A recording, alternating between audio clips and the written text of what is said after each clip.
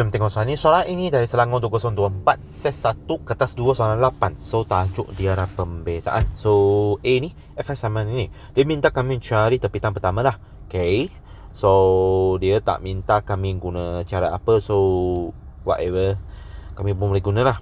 So ni sama dengan ni. Okay, so sini kami terus guna betul tak lah. So sini, so saya tulis saja So beza saya dapat ni, ini saya salin. So beza yang kanan saya akan dapat ini. So saya darab dengan yang kiri. So rearrange, lepas tu saya terus faktorkan. So saya faktorkan 3 dengan 2x plus 6 power 5. So for first term saya akan tinggal 2x plus 6. So for second term saya akan tinggal 12x. Okay, so simplify lagi, saya akan dapat benda ni. Lepas tu bracket dalam sini adalah 18x plus 6. So kalau soalan macam ni sudah cukup lah. Kalau kamu nak permudahkan lagi pun boleh juga. So bermaksud kamu akan dapat 18, ni 2x plus 6 power 5, and this one is 3x plus 1. So mereka adalah setara punya. So ini tak ada paksa lah. B tu, beri y sama ni, dia minta kami cari dx dengan prinsip pertama. So ini kamu mesti mahu guna cara prinsip pertama. So ini y equal to 5x square. So y plus delta y sama dengan 5x plus delta x square. So delta y sama dengan 5 x square. Saya guna ni x square plus 2x delta x plus delta x square. So minus 5x square.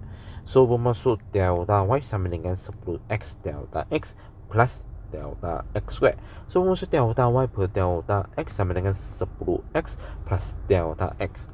So guna definisi saya tulis salah.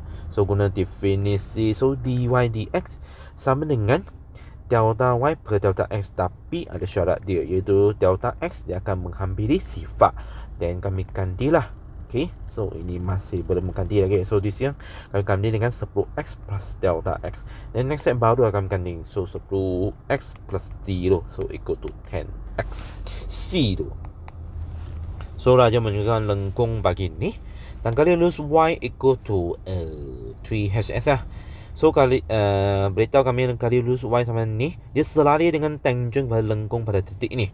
So diminta kami cari nilai h. Okay, so y sama dengan benda ini. So kami bezakan dia dahulu lah.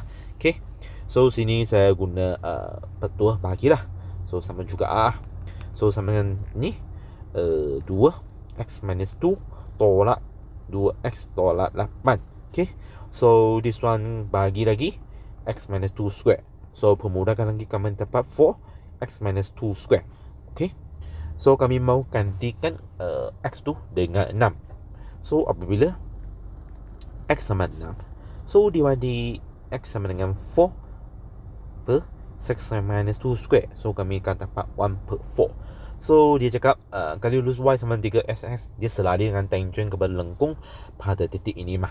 So bermaksud 3h equal to 1 per 4. So h equal to 1 per 12. Seterusnya dia minta kami nyatakan nilai kecurangan normal pada titik A. So ini kami sudah dapat kecurangan tangent. So kecurangan tangent ni darab dengan kecurangan normal tu, kami akan dapat negatif 1. So bermaksud kecurangan normal dia adalah negatif 4.